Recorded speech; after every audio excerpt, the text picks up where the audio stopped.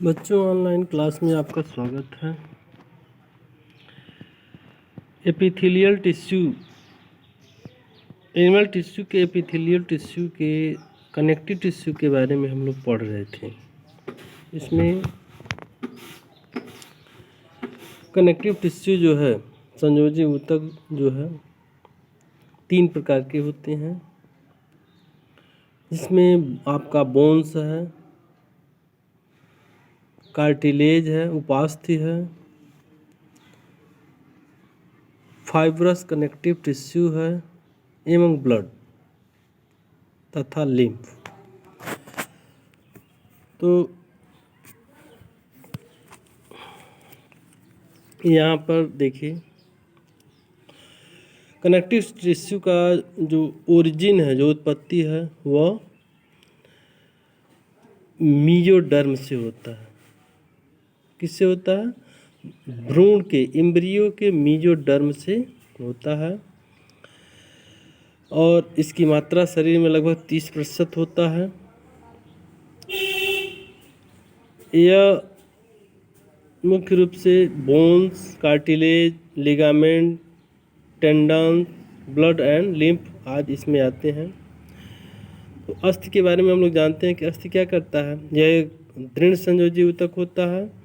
समस्त कशेरुकी प्राणियों में शरीर का ढांचा बनाने के काम करता है। यह आंतरिक अंगों की सुरक्षा प्रदान करता है।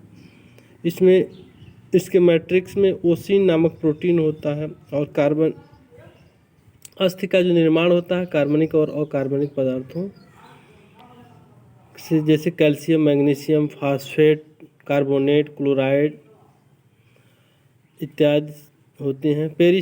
पेरियास्टियम और अस्थि कोशिकाएं तथा मैट्रिक्स संरचनाएं भी पाई जाती हैं। यहाँ पे देखिए चित्र दिया हुआ है।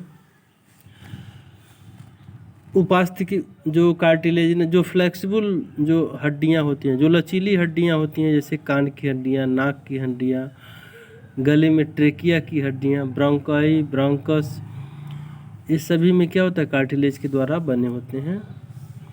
उसके बाद आता है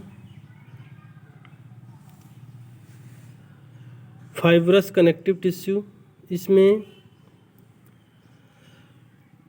इनका कार्य विभिन्न अंगों को एक दूसरे से जोड़ने का काम होता है। इसमें लिगामेंट और टेंडन्स आते हैं। लिगामेंट क्या करते हैं? अस्थियों से अस्थियों को जोड़ने का काम लिगामेंट करते हैं। टेंडन्स क्या करते हैं? मांसपेशियों को अस्थियों से जोड़ने का काम टेंडन्स करते हैं। फैट जो शरीर को मोटा बनाता है भी एक प्रकार का क्या है? ऊतक है, जिसे एडिपोज टिश्यू के नाम से हम लोग जानते हैं। यहाँ पे चौथा है ब्लड तथा लसिका, ब्लड एंड लिम्फ। ये भी क्या होते हैं? तरल संयोजी ऊतक के बने होते हैं। उसके बाद आता है पेशीय ऊतक। पेशीय ऊतक में मुख्य रूप से 3 प्रकार की पेशियाँ आती हैं। एक तो होता है अरेखित या चिकनी पेशियाँ, अनस्ट्रिप्ड और स्मूथ मसल्स। दूसरा होता है स्ट्रिएटेड मसल्स और तीसरा होता है कार्डियक मसल्स। और रेखित पेशियाँ ऐसी पेशियाँ जो हमारी इच्छा के अनुसार, जिस पर हमारी इच्छा का संचालन नहीं होता, जो हमारी इच्छा के विरुद्ध काम करती हैं, इनको अनैच्छिक पेशियाँ भी कहते हैं। क्या कहते हैं इनको? अनैच्छिक पेशियाँ भी कहते हैं। दूसरा होता है,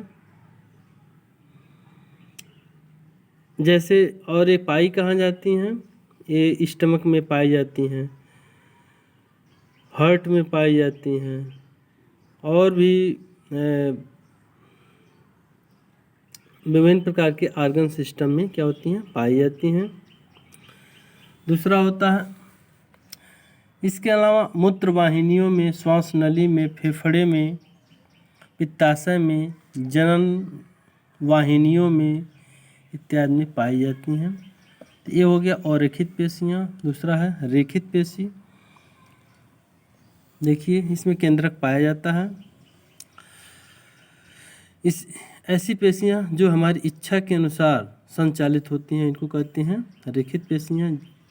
यानी हमारे मसल्स में पाई जाती हैं। इन पेशी तंतुओं में पाए जाने वाले लंबे संकुचनशील तथा समानांतर तंतु या मायोफाइब्रिल्स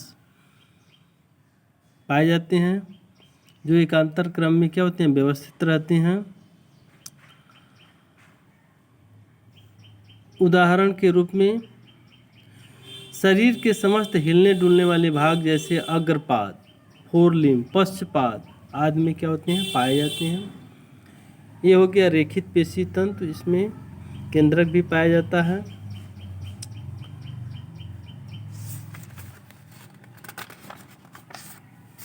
हृदय पेशियाँ देखिए, ये पेशियाँ केवल हृदय की मांसल भित्तियों में पाई जाती हैं और शाखान्वित होती हैं। ये शाखाएं आपस में मिलकर एक जाल का निर्माण करती हैं।